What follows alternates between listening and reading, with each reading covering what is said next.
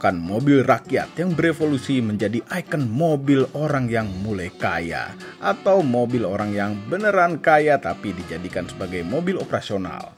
Ya, ini adalah Toyota Kijang Innova generasi pertama. YouTube, selamat datang di channel Motomobi. Used car review untuk menambah wawasan Anda mengenai mobil-mobil yang dulu pernah terlihat di jalanan.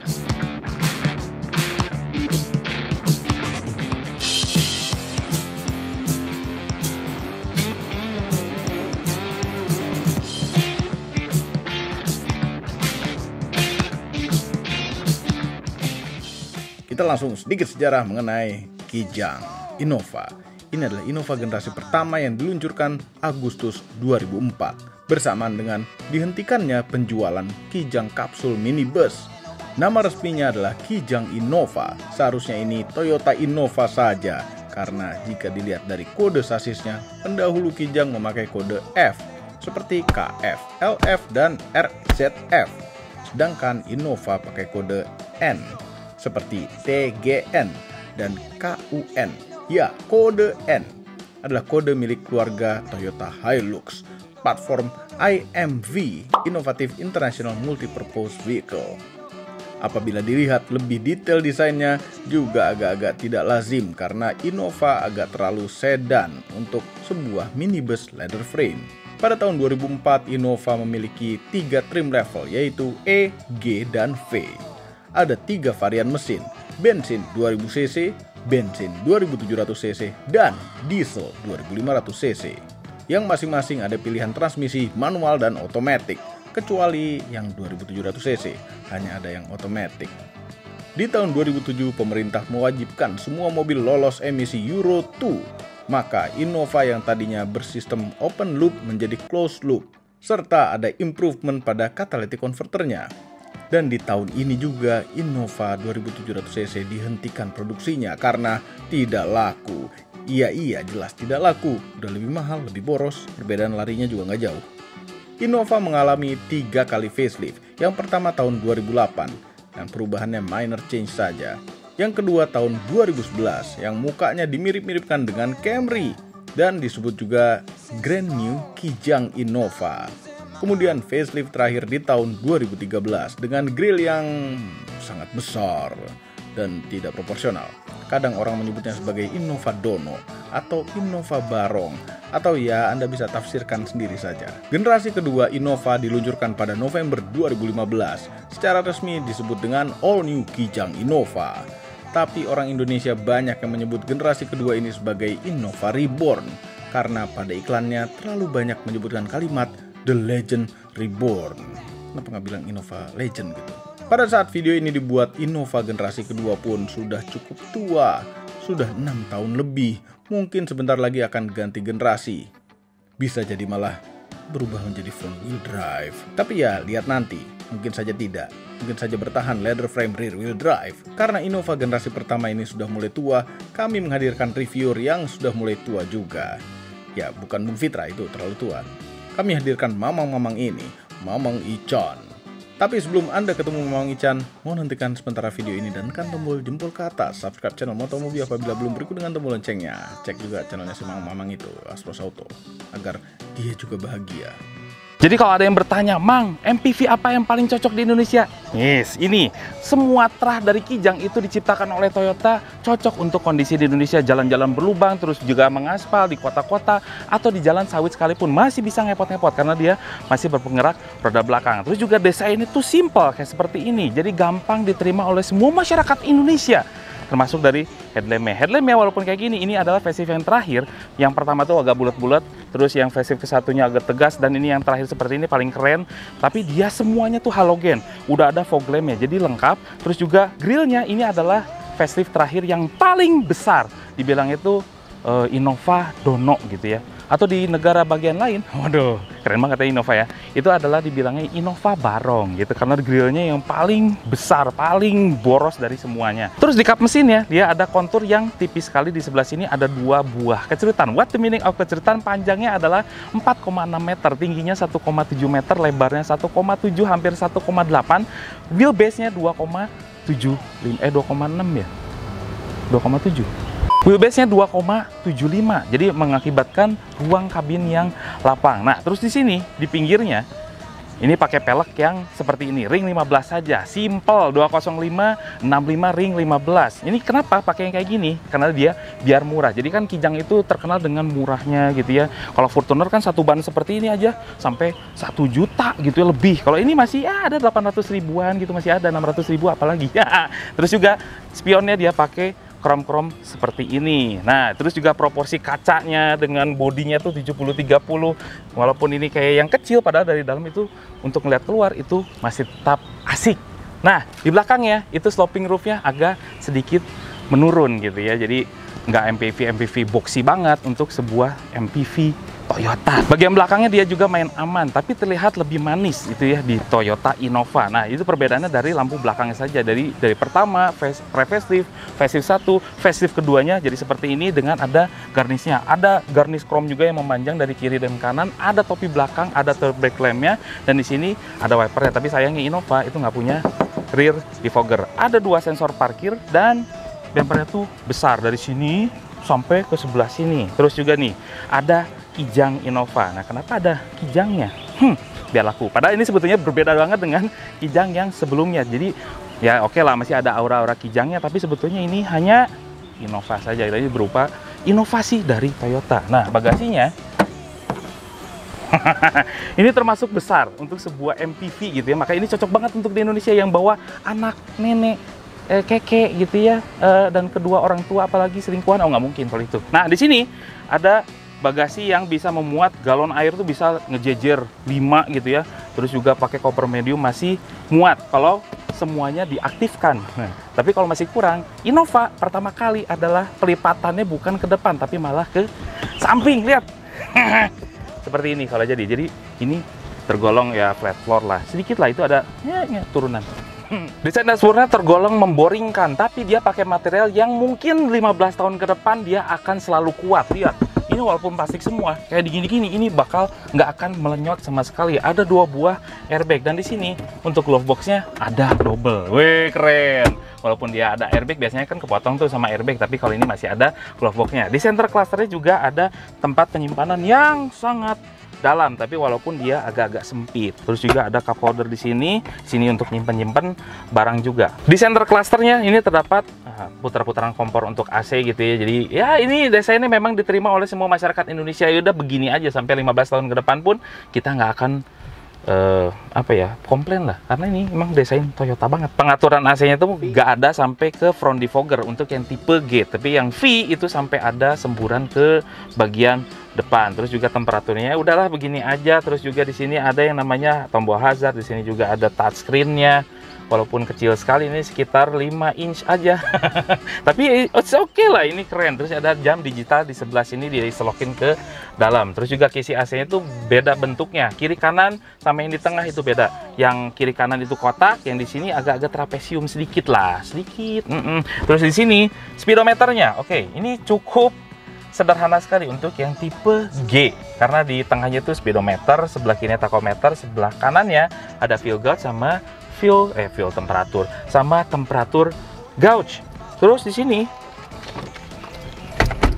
ya cuman tilt steering aja, teleskopiknya belum. Ini transmisinya manual, dan juga ini nuansanya itu beige semua. Terus juga untuk di kiri kanan trim pintunya juga ada yang namanya bottle holder.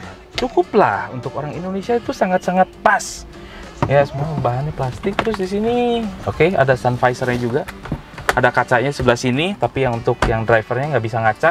Dia pakai ngacanya dari bagian sini aja. Ada model night and day. Iya, satu lagi. Spionnya dia udah electric mirror untuk yang tipe G. Terus juga di sini ada ya sensor parkir belakang, ini bisa diaktifkan atau enggak sama soket 12 volt.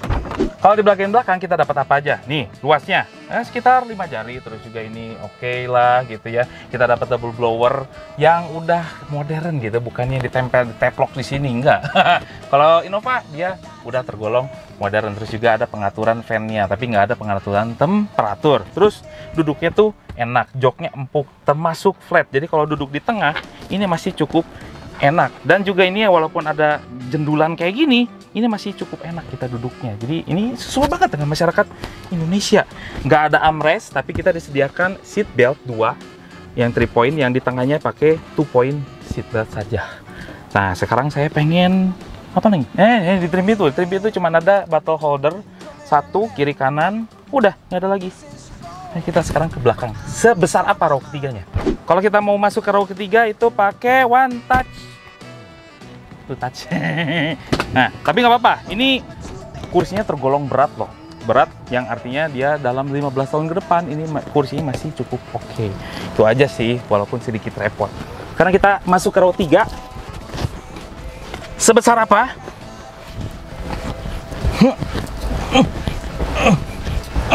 Kok kayak joget? Nah, di sini kita ada 1 jari dengkul gitu ya, lumayan. Terus headroomnya ada 2 jari. Terus kita masih dapat semburan, semburan angin ke sebelah sini. Oke, terus kalau kita pengen nyender lagi, itu masih bisa nyender di Toyota Innova. Nah, makanya cukup enak lah untuk penumpang dewasa, jalan jauh juga nggak begitu pegel. Dan kita kakinya tuh masuk ke row kedua, masuk ke dalam. Masih enak lah, acceptable. Terus juga kita disediakan jendela yang gede, ada cup holder di sebelah kanan dan kiri. Kita cek mesinnya. Innova, selama ada Innova generasi 1 itu ada 4 macam mesin. 4 macam ya, orang bilang 3, padahal saya bilang ada 4. Karena untuk yang 2000 cc seperti ini ada 2 jenis. Ada yang Euro, ada yang non-Euro. Yang ini termasuk yang Euro. Dia punya tenaga tuh 136 PS dan juga torsinya adalah 182 Nm. Sedangkan yang sebelumnya non-Euro itu hanya perbedaannya di torsi. Torsinya tuh lebih rendah sekitar 160-an. Terus juga ada versi Innova yang 2700 cc. Nah, itu dia. Jadi antara tenaga, bobot dan ini tuh seimbang. Makanya dibilang boros juga nggak begitu untuk yang 2700. Nggak berbeda jauh dengan tipe yang 2000 cc. Dan ada juga tipe Innova diesel dengan cc-nya tuh 2500 cc. Nah, itu dia. Jadi banyak. Bisa dilihat lah spek-speknya di situ ya. Yang disalurkan ke roda belakang, masih roda belakang. Inilah kehebatannya Innova, leather frame roda belakang, makanya bisa ngepot-ngepot di kelapa sawit. Terus juga dia punya transmisi itu manual 5 percepatan dan juga otomatis 4 percepatan.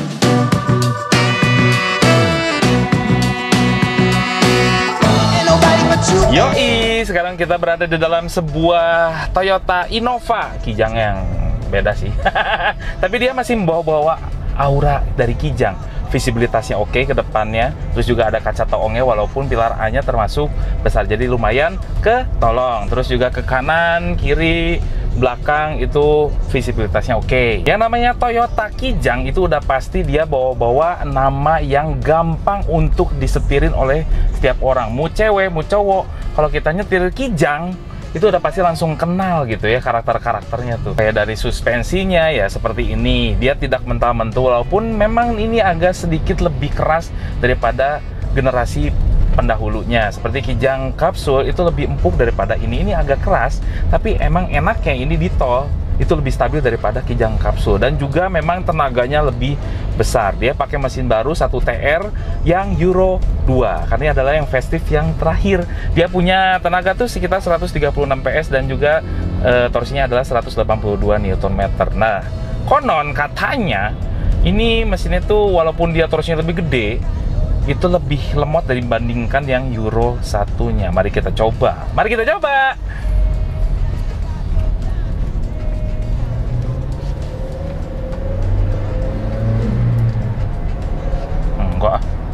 Enggak lemot-lemot amat segini sih. Iya, nggak berbeda jauh lah dengan yang Euro 1-nya.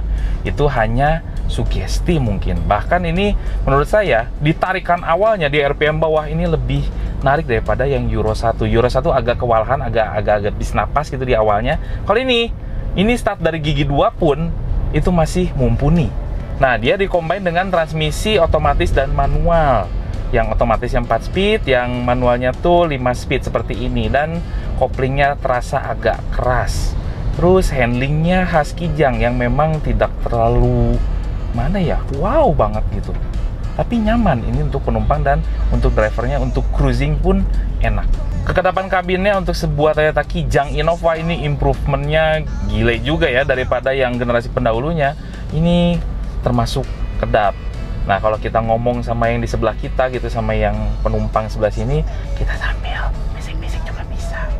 Karena memang kedapnya tergolong baik. Jadi kalau yang saya pikirkan mengenai Innova ini adalah salah satu mobil yang nggak perlu mikir juga. Yang perlu dipikirin cuman bensinnya. Tapi kalau dipikirin lagi, misalnya kita beli Innova yang diesel itu lebih mahal, tapi bensinnya lebih murah gitu, solar lebih murah. Tapi bensin itu lebih murah, tapi bensinnya lebih mahal. Jadi jatuhnya sama-sama aja. Dua-duanya juga durable, spare partnya banyak. Terus juga Toyota itu udah nggak perlu dilakukan lagi lah. Terus juga dia punya desain yang main aman gitu ya, nyaman untuk di penumpangnya, lega di dalamnya, terus nggak perlu mikir lagi. Dan juga interiornya tuh bertahan sampai 15 tahun ke depan juga masih tetap asik, masih tetap sturdy. Nah, Innova itu punya range harga yang sangat stabil. Seperti ini adalah tahun 2014, tipe bensin tipe G, dia punya range harga itu sekitar 175 sampai 185 jutaan saja. Dengan pajak per tahun di daerah Bandung itu hanya sekitar 3,5 juta saja. Ngobrol mengenai Toyota Innova generasi pertama. Merupakan mobil yang mengartikan MPV sebagai MPV yang sebenarnya. Bisa dipakai untuk mobil keluarga nyaman, namun dipakai kerja berat pun mobilnya tidak rusak-rusak. Dipakai di jalan mulus bisa, dipakai di jalan yang sedikit off-road bisa juga. Luar biasa. Dan mesin-mesinnya pun cukup badak untuk diisi bensin yang kualitas rendah atau diesel yang kualitas rendah. Dan khusus untuk yang diesel bisa dicun menjadi kencang sekali. Walaupun biaya perawatannya memang di atas Kijang kapsul, tapi menurut kami worth it. Mengingat durability yang mendekati Kijang lama dengan penambahan fitur dan kenyamanan untuk mengikuti perkembangan zaman. Semua ini adalah opini pribadi saya dan mamang-mamang itu. Kami tim Motomobi tidak dibayar oleh siapapun dan apapun yang terlihat pada video ini. Jangan lupa tekan tombol jempol ke atas dan subscribe channel Motomobi, Omobi, dan Mesmobi apabila belum berikut dengan tombol loncengnya. Share video ini ke seluruh dunia melalui sosial media Anda dan jangan lupa follow sosial media kami semua. Masuk cek juga tuh mamang-mamang itu. Terus Auto. Masih telah nonton.